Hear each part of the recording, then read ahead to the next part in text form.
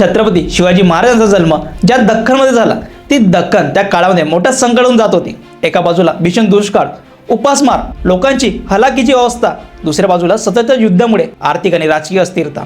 ही फक्त एका राजाचा जन्मकाळ नव्हता, तर संपूर्ण प्रदेशाचा वळणबिंदू काळ होता। तर आज आपण छत्रपती शिवाजी महाराजांच्या आधीचा महाराष्ट्र समजून घेऊया। मी महेश, तुमचं महाराष्ट्र या यूट्यूब चॅनलवर सर्वांचं स्वागत आहे। छत्रपती शिवाजी महाराजांच्या आधीच्या दख्खनमध्ये 3 प्रमुख सल्तनती होत्या। त्यामध्ये विजापूरची आदिलशाही, अहमदनगरची निजामशाही आणि गोवळकोंड्याची कुतुबशाही। या तिन्ही सल्तनती त्या जुन्या बहामनी सुलतानातच्या उत्तराधारी राज्यापैकी होत्या। त्या काळातील राजकारण खूप गुंतागुंतीचं होतं। प्रत्येक दरबारात वेगवेगळे गट होते। त्यामध्ये हबजी सरदार, स्थानिक दख्खनी मुसलमान, परदेशातून आलेले आफाकी सरदार, मराठा सामंत, ब्राह्मण अधिकारी तसेच तेलुगू हिंदू सरदार। सुलतानासाठी या सगळ्यामध्ये समतोल राखणं अत्यंत महत्त्वाचं होतं। एका गटात प्रभाव वाढला की दुसऱ्या गटात असंतोष निर्माण होत असे। सांस्कृतिकदृष्ट्याही दख्खन विविधतेने भरलेली होती। उदाहरणार्थ आदिलशाही घराण्याचे संस्थापक युसुफ आदिल खान पर्शियातून आले होते, पण त्यांच्या कुटुंबात मराठा नातेसंबंधही होते। काही सुलतानांनी पर्शियन परंपरा जपल्या, तर काहींनी स्थानिक भाषा आणि संस्कृतीला प्रोत्साहन दिलं। अब्राहिम आदिलशाही दुसरा हा मराठी संगीत आणि भारतीय परंपराचा आदर करणारा शासक म्हणून ओळखला जातो। निजामशाहीतही अशी मिश्र परंपरा दिसते।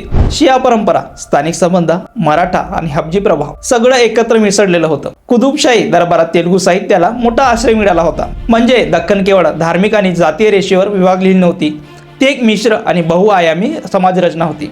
छत्रपती शिवाजी महाराजांचे आजोबा मालोजी भोसले यांची कथा देखील या वातावरणाचं उदाहरण आहे। त्यांना अपत्य नव्हतं, त्यांनी एका सोफी संताचा आशीर्वाद घेतला। त्यांना 2 मुलं झाली, शहाजी आणि शरीफजी।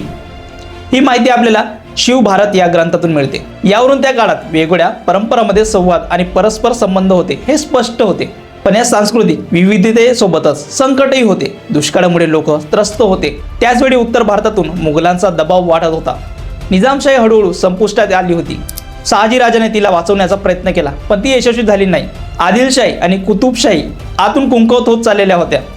अशा वेळी एक नवीन विचार जन्माला येतो। जुनी व्यवस्था टिकवण्याऐवजी काहीतरी वेगळं उभारण्याची संधी निर्माण होते। छत्रपती शिवाजी महाराजांनी हीच संधी ओळखली आणि त्यांनी केवळ सत्ता मिळवण्याचा प्रयत्न केला नाही, तर स्वराज्याची कल्पना मांडली।